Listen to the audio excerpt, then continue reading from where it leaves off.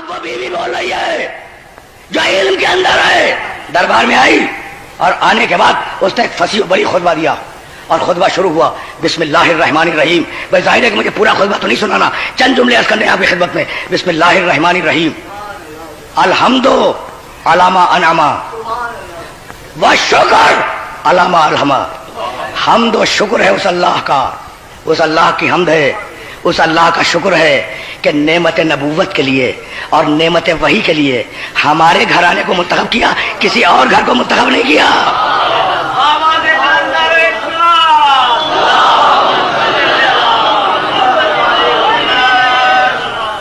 Situation ذہن میں ہے. باغ کا مقدمہ دربار میں لے کے آئی ہے بیوی اور خطبہ دے رہی ہے کہ حمد اس خدا کی جس نے نعمت وحی کے لیے اور نعمت ہدایت کے لیے ہمارے گھر کو منتخب کیا، کسی اور گھر کو منتخب نہیں کیا. یہ کہہ کے پیغمبر کے فضائل بیان کیے. پیغمبر کے فضائل بیان کرنے کے بعد ہدایت کے شرائط بیان کیے. ہدایت کے شرائط بیان کرنے کے بعد دستور و قانون کی بنیادیں رکھی. دستور و قانون کی بنیادیں رکھنے کے بعد قرآن کے فضائل بیان کیے. قرآن کے فضائل بیان کرنے کے بعد جاہلیت کے حالات بیان کیے کہ تم ایسے تھے، تم ایسے تھے، تم ایسے تھے. میرے باپ نے آگے بدل دیا. تم اونٹنی کا پیشاب پینے والے، تم اونٹنی کی مینگنی کھانے والے. میرے باپ نے تمہیں انسان بنایا اور کسی کی مجال نہ ہوئی یہ کہنے کی کہ بی بی تم یہ کیا کہہ رہی ہو.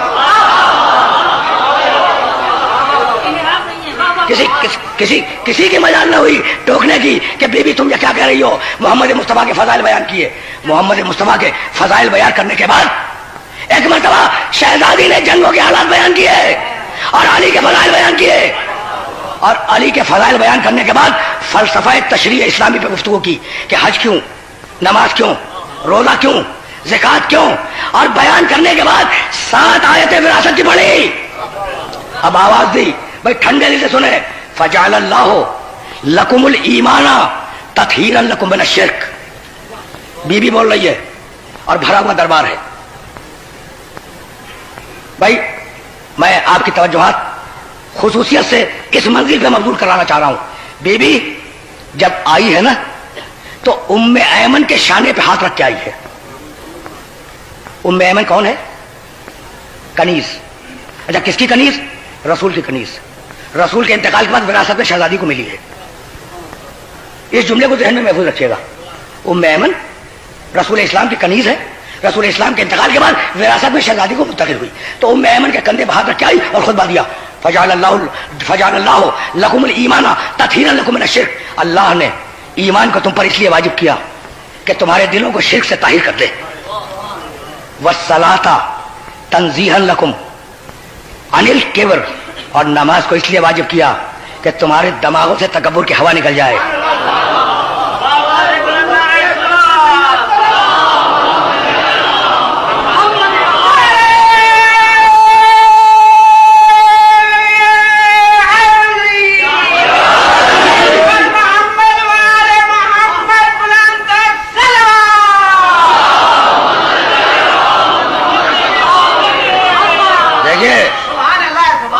کس شان سے خطبہ دے رہی ہے بی بی.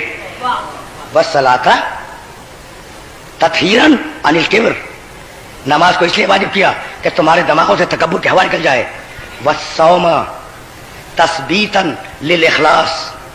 اور روزے کو اس لیے واجب کیا کہ پتہ چل جائے کہ امر الہی کی اطاعت میں کون مخلص ہے کون مخلص نہیں ہے.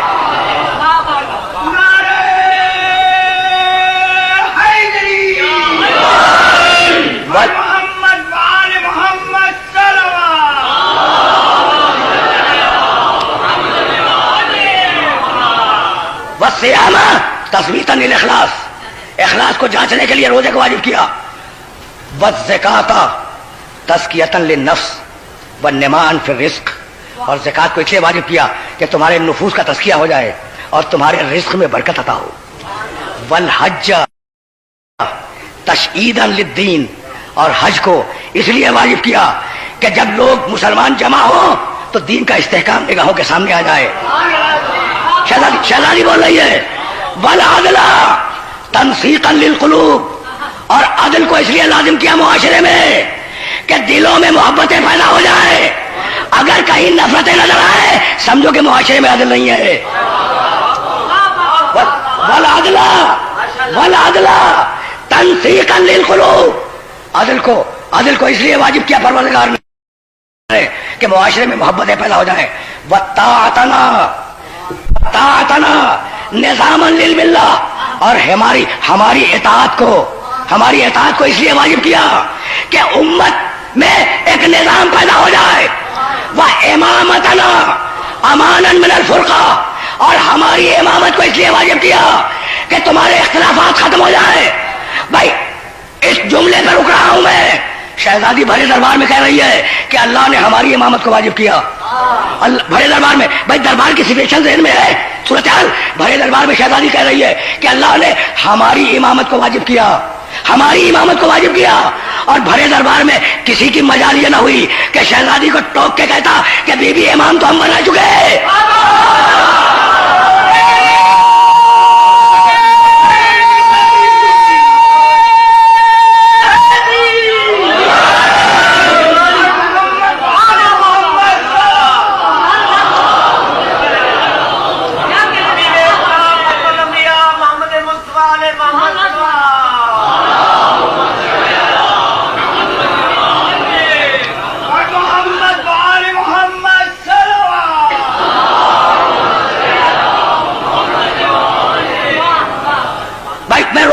روک کے جملہ کرنا چاہتا ہوں.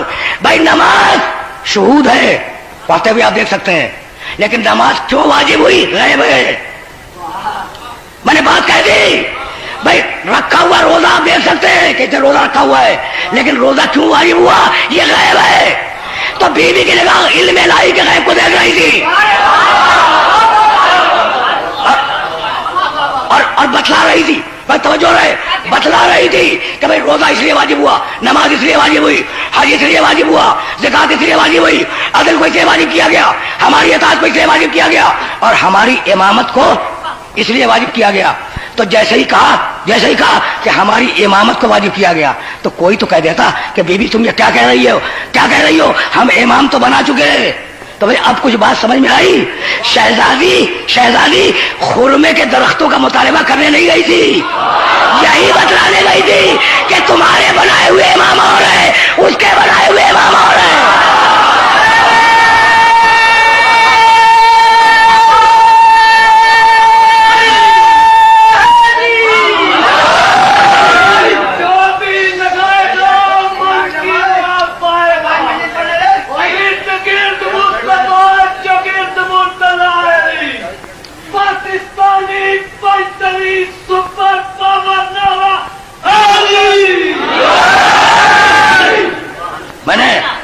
میں نے اپنے محترم سننے والوں کو بہت زحمت دی، لیکن بات کو آگے لے جانا ہے.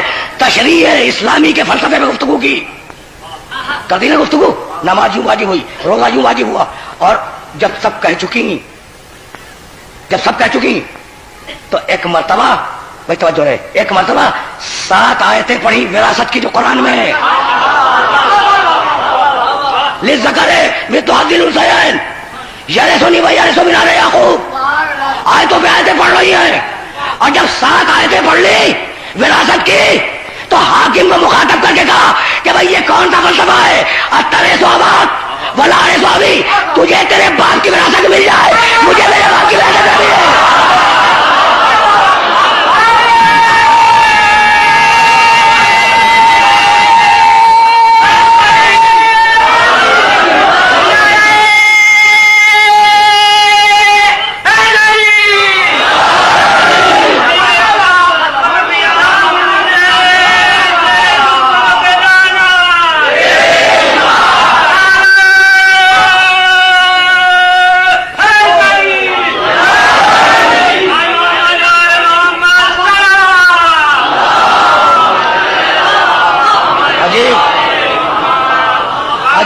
عجیب مسئلے فکر ہے. اترے ثوابات، تجھے تیرے باپ کی میراث مل جائے اور مجھے میرے باپ کی میراث نہ ملے. حکومت نے کہا کہ بی بی ہم کیا کریں، آپ ہی کے باپ کی روایت ہے، مشہور ہے نا، روایت بہت مشہور ہے کہ نحنو معاشر الانبیاء ला नरिस वला नूरिस, हम नबी लोग, कहीं जाना है ठंडे दिल से सुनते जाइएगा, हम नबी लोग गरोह अंबिया, ला नरिसो, न किसी से विरासत लेते हैं, वला नूरिस, न किसी को विरासत देते हैं। मा तरकना हो सदका, जो हम छोड़ के जाते हैं, तरका मा तरकना हो सदका, जो हम छोड़ के जाते हैं वो सदका होता है। तो हम नबी लोग क्या करते हैं, न किसी से विरासत लेते हैं न किसी को विरासत देते हैं, जो छोड़े अपने घर में वो सदका है। अब क्या कीजिएगा इस बात को कि बीवी पहले ही आयत पढ़ चुकी थी, वरेसा सुलेमानो दाऊदा, बीवी पहले ही आयत पढ़ चुकी थी, सुलेमान ने दाऊद से विरासत ली, सुलेमान भी नबी, दाऊद भी नबी। तो खुरमे के दरख्तों का मुतालबा करने नहीं गई थी, पूछने गई थी कि पूरे कुरान पे एतमाद है या आधे कुरान पे एतमाद है।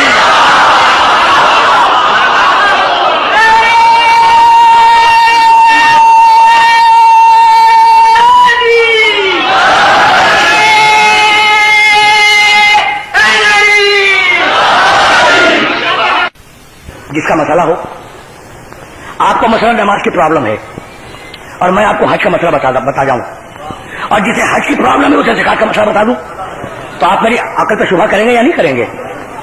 अजीब मंतिक है कि जिसे विरासत मिलने वाली है उससे तो फरमाया नहीं, और गैर मुताल्लिक शख्स से फरमा गए, यानी है ना काबिल गौर बात, लेकिन मान लो कहा कि नहनु माशरुल अंबिया ला नरिसु वला नूरिस, हम नबी लोग न किसी की विरासत लेते हैं न किसी को विरासत देते हैं।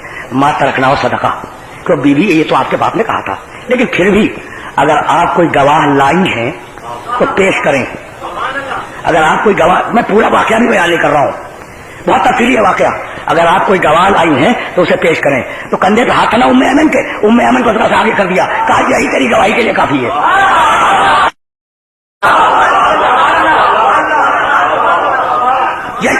यही तेरी गवाही के लिए काफी है। कहा कनीज की गवाही कबूल नहीं है, भाई तवज्जो रहे, कहा कनीज की गवाही कबूल नहीं है, कहा मैं बहसियत कनीज के पेश भी नहीं कर रही हूँ, भाई ये कनीज है रसूल की और विरासत मुझ तक आई है, तो अगर वो रिवायत सही होती तो मैं मेरे घर में होती।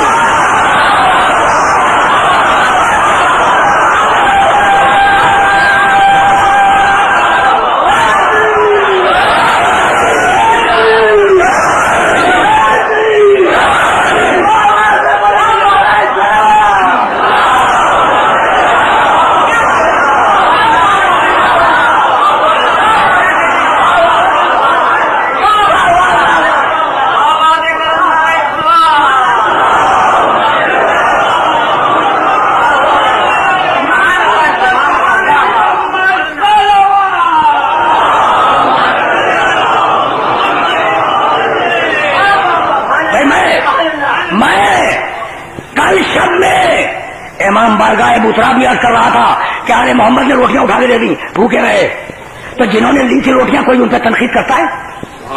नहीं करता ना, इसलिए कि अपनी मर्जी से दे दी थी, लेकिन वही रोटियां अगर वो छीन लेते तो आज वो तनकीद का निशाना बनता या नहीं बनते? तो भाई यही तो कहता हूं कि भाई मांग लेते फिर तो बेहतर था।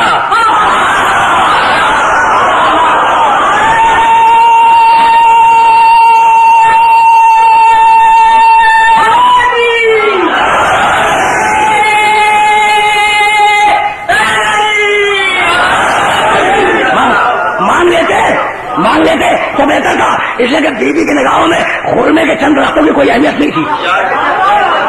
यानी तुम ये समझते हो कि वो खुरमे के चंद रास्त उन्हें मांगने गई थी? भाई जिसके महल में जन्नत हो,